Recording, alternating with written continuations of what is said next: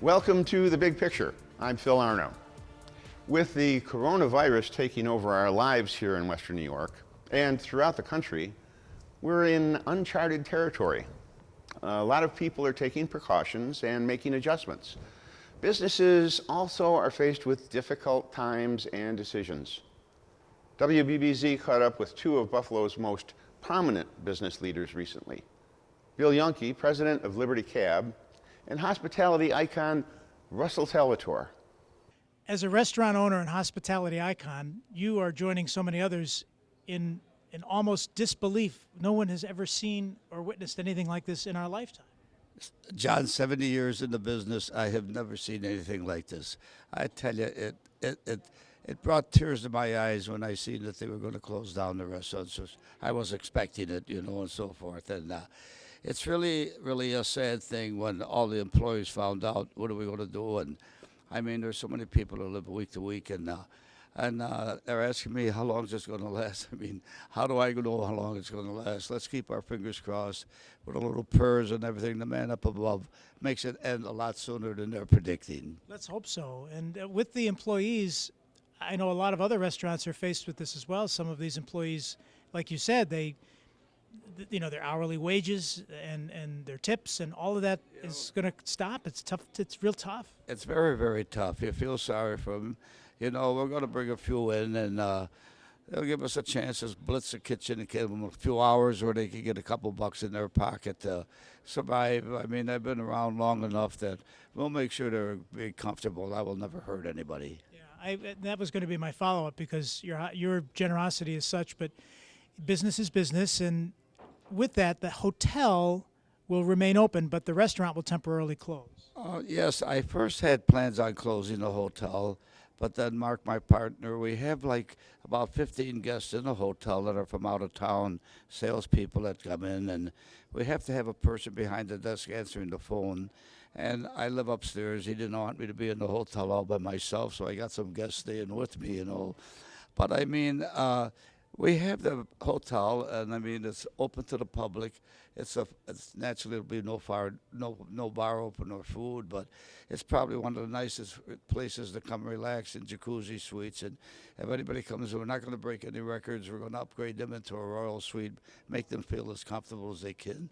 That if they want to get away from all the hip-a-dip that's going on and feel a little bit comfortable, we're here to make you feel comfortable. What are you doing, Russell, to stay safe? Are you washing your hands more? And we're fist bumping now. We're not because you shake a lot of hands and meet a lot of people. Well, I tell you, Judd, I think I'm drinking a lot more vodka right now, to tell you the truth. I'm very, very, very purified inside. Don't worry about that. But I live, I live shower, tear, clean 3, 4, 5 times a day. So, I mean, I'm with a lot of people. You can't help shaking hands. It's force of habit. When somebody sticks their hand out, you're supposed to hit the elbow. It's way too late when I get there, for God's sakes, Well, you said something that I think is very profound. We all have to get through this together. In Buffalo, we've been through a lot, and as a country, we have to get through it together. Oh, yes, I think we're going to get through this together, John, and I really want to make a prediction. Say it's going to happen a lot sooner. We're going to get blessed. America gets so great. They do things so fast, and we will pull together. You got everybody out, Democrats, Republicans, we're all one. We all love one another, and people help one another in Buffalo, New York. The city of good neighbors, that's how we got that name, and we will help one another, and anything I can do, I'd be 100% behind you, 1%, John. All right. Thanks, Russell, and thanks again for everything you do for our community, and like you said, we'll get through this together. Yes, thank you, and God bless America, John. All right, thanks. Well, we've been very busy, I'm sure, as you probably realize. A lot of people are wondering about transportation. Some of them are still going to doctor's visits. They got to be treated. We are running those 100%. We are on top of every call. The difference is, of course, the drivers are taking a few more precautions, and that is wiping down the back seat, wiping the handles of the back seat, because obviously. And here's the other thing that really no one has even thought about: paying in money. Money's probably the dirtiest thing you can give, that I can give to you, that you could pass on to somebody else. And as funny as that is, that, hey, give me all your money, I'll clean it for you. It's not that funny anymore. This is serious stuff. Because you can pass germs and this disease through money. You know, everyone has to take this personally. You know, you get families, they're driving their cars. Some of them is their personal car with their family, and they don't want to be passing that on to their family. So I think we all are going through something that we've never, ever experienced before. We're going something that we're going to work on this together. It's going to get better. We haven't seen the high yet. As people are getting tested, that's where the high number is going to come in, and then we're going to start working it down. But so far, we're still in business. We're operating pretty much medical transportation. There's no reason for someone to go to anything outside. Stay home. And if you're older, like me, I'm older, but I'm still out here. But you know, you got to be feeling good. Don't take a chance. Don't be around a large number of people. There's some people that got to go every day. You know, dialysis machines is one of them. You can't stop that. And so it's very important for us to get that patient to their medical appointments. We've committed to do this. We're going to continue to do it. And thank God for my drivers. They're out there doing the job. Now, in spite of the coronavirus restrictions, businesses, uncertainty, what can you do, what can't you do, what you should do, what you shouldn't do, life goes on. There are certain things that sometimes just won't wait. If you're anything like me, sometimes you think you're being punished for some past life misbehavior. Like when you get a toothache right after the dentist's office closes on a Friday afternoon.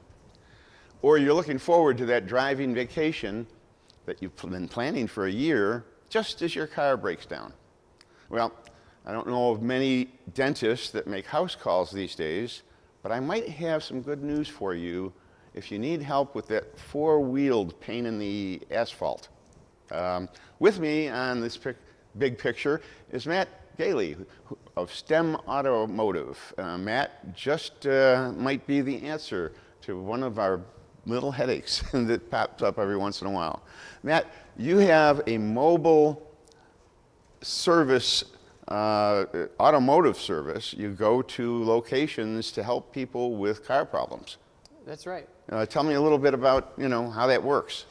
Right, so I'm strictly mobile auto repair.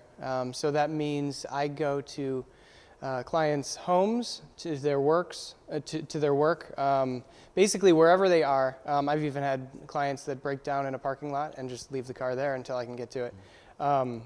But basically I can perform almost all the services that you would typically go to a traditional repair shop, but I can do it at site, at your house, on site, rather than having to tow it to the shop.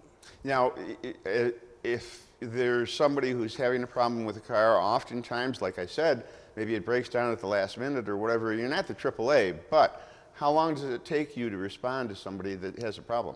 Well, right now, it's just me responding, so it really varies depending on the season or whatever potential outbreak there might be. But right now, it's between 2 days and in a week is typically how quick I'll be able to get there. But again, if there's a really critical issue and it's something that it'll be fast enough for me to get in between appointments, I could potentially do it the same day.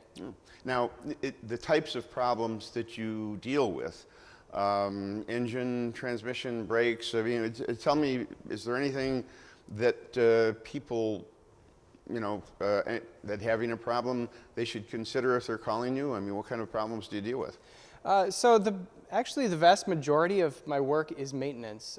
It's people who they need the convenience of me coming to them. So they can't take their kids to the shop because it's just such a pain to wait there. So like oil changes, for instance? Yeah, Okay. Even oil changes, tire rotations, the typical maintenance that you'll see in the back of your owner's manual.